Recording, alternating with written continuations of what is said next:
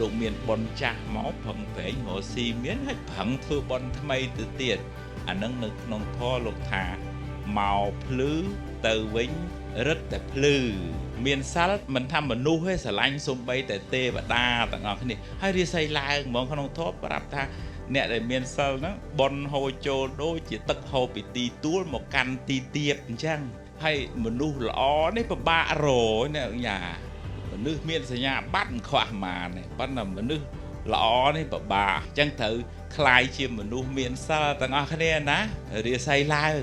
ហើយយើងរក្សាសិលជាមួយគ្នាយើងផងរក្សាសិលមួយអតិថិជនយើងផងអតិថិជនយើងស្រឡាញ់យើងទុកចិត្តយើងគេមករកយើងទៀតទៅណាហើយយើងបានចម្រុងចម្រើនហើយសូមអនុមោទនា